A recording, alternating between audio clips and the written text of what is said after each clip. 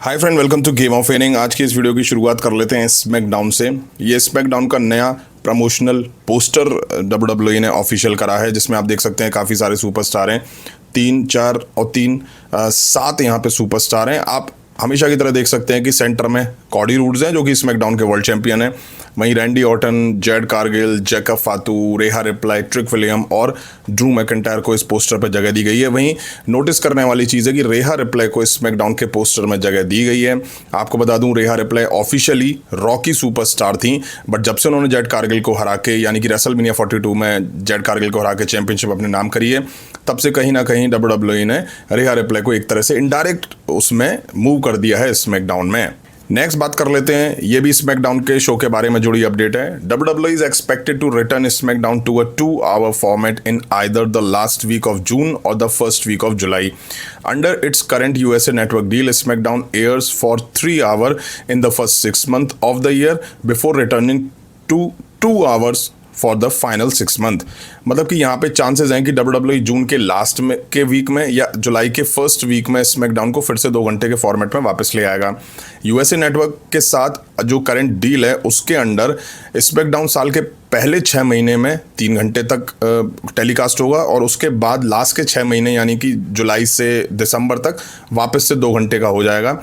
अच्छा भी है, 3 घंटे का स्मैकडाउन फेल साबित हो रहा है। रॉ 3 घंटे का नहीं दिखाई देता है। स्मैकडाउन को 3 घंटे का दिखाने के चक्कर में उल जुलूल कुछ भी ये लोग दिखाते हैं, और कुछ खास 3 घंटे के स्मैकडाउन के शो में WWE दिखा नहीं पा रही है, तो पूरी तरह से फेल है। 5:30 बजे से सुबह उठ के 8:30 बजे तक स्मैकडाउन देखो, और कुछ इस एपिसोड में होता नहीं है।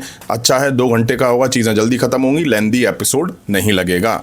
नेक्स्ट बात कर लेते हैं अलिस्टर ब्लैक के बारे में, जिनको रिसेंट में WWE ने वापस से रिलीज़ कर दिया, और उनकी वाइफ जेलिना वेगा को भी।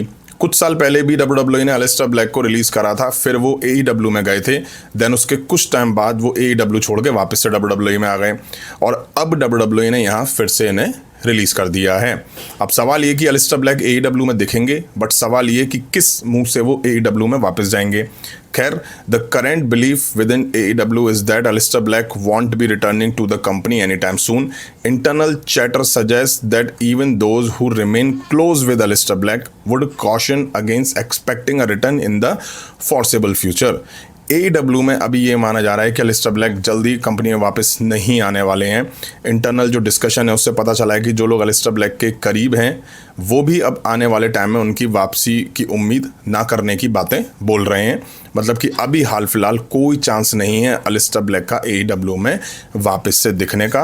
वहीं कहीं ना कहीं टोनी खान या AEW के दिमाग में भी ये चीज़ होगी कि भाई तुझे जब पहले WWE ने निकाला तो हमने लिया, तूने उसकी रिस्पेक्ट नहीं करी, तू हमें छोड़ के फिर वापस WWE में गया, अब वापस से निकाल दिया तो तू फिर AEW में आ रहा है, कल को वापस WWE बुलाएगी तो तू फिर AEW को छोड़ जाएगा। नेक्स्ट बात कर लेते हैं AJ ली के बारे में। रिसेंट में रेसलमेनिया 42 में इनका मैच बेकी लिंच के साथ हुआ था, जहां ये अपना टाइटल हार गई थी। अब AJ ली को लेके अपडेट हैं। AJ Lee has wrap up her current run with the company and as of now is not scheduled for anything in the near future. There is a belief it could be a while before she return to action. AJ ली ने company के साथ अपना जो current run था वो complete कर लिया है। फिलहाल नियर फ्यूचर उनके लिए कोई प्लान्स नहीं है, कोई फ्यूड वगैरह नहीं प्लान है। माना जा रहा है कि उनके दोबारा में एक्शन लौटने में अभी कुछ टाइम लग सकता है। मतलब कि WWE के पास उनको लेकर के अभी कोई क्रिएटिव प्लान्स नहीं है। इट मीन्स AJ ली को जब प्लान्स होंगे तब WWE वापस लाएगी, WWE में फिर वो दिखाई देंगी। हो सकता है समर स्लैम में वो हमें एक्शन में दिखाई दें, क्योंकि वो एक बड़ा प्रीमियम लाइव इवेंट है, 2 नाइट का इवेंट है, तो चांसेस हैं कि WWE AJ ली का कमबैक समर स्लैम से पहले कराए और फिर उन्हें किसी फ्यूड में इन्वॉल्व दिखाए। नेक्स्ट बात कर लेते हैं स्टेफनी वकर के बारे में। लिव मॉर्गन, जिन्होंने रेसलमेनिया 42 में स्टेफनी वकर को हरा के टाइटल अपने नाम कर लिया था, उसके बाद जजमेंट डे की वुमेन्स ने बैक स्टेज स्टेफनी वकर पर अटैक भी करा था। अब स्टेफनी वकर इंजर्ड हैं, इस तरह की अपडेट सामने आई थी, और एक अपडेट आ रही है। Stephanie Vaquer is expected to be sideline for the foreseeable future due to injury with no official timeline set. There are rumbling of at least 6-week absence with the possibilities of it extending further. While there is a hope she could return in time for SummerSlam, there is still some caution around the time frame.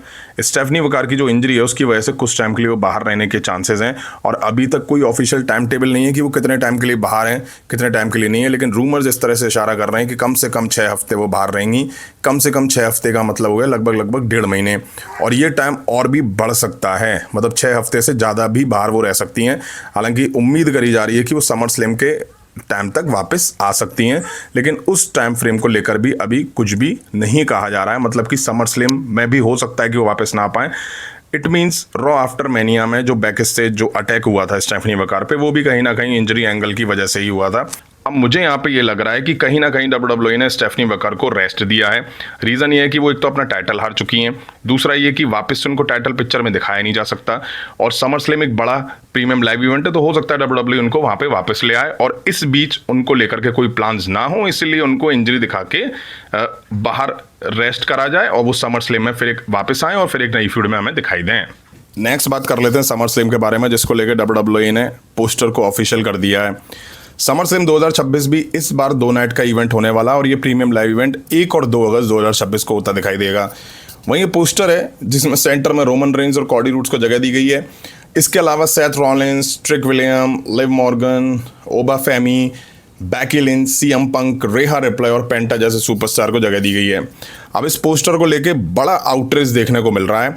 कोई कह रहा है कि वाह AI से इसको बना दिया है, कोई इस पोस्टर को AEW के इवेंट डायनामाइट से कंपेयर कर रहा है और कह रहा है कि भाई बस सुपरस्टार चेंज है और बाकी का सब कुछ सेम है।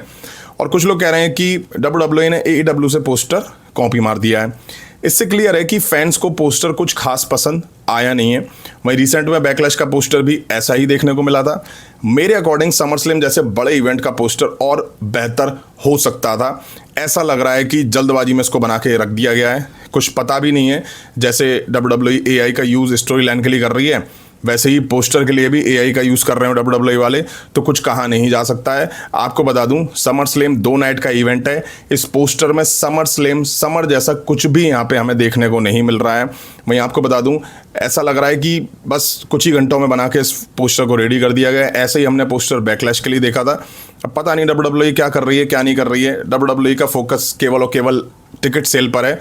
पोस्टर लॉन्च कर दो, टिकट के प्राइस निकाल दो, बस हो गया, टिकट सेल होने दो, पोस्टर से क्या लेना देना यार। नेक्स्ट बात कर लेते हैं हम लोग कॉडी रूड्स और सीएम पंक के बारे में। जैसा कि सीएम पंक रेसलमेनिया में अपना वर्ल्ड हेवीवेट चैंपियनशिप हार गए थे, वहीं कॉडी रूड्स ने अपना टाइटल रिटेन करा रैंडी ऑर्टन के अगेंस्ट।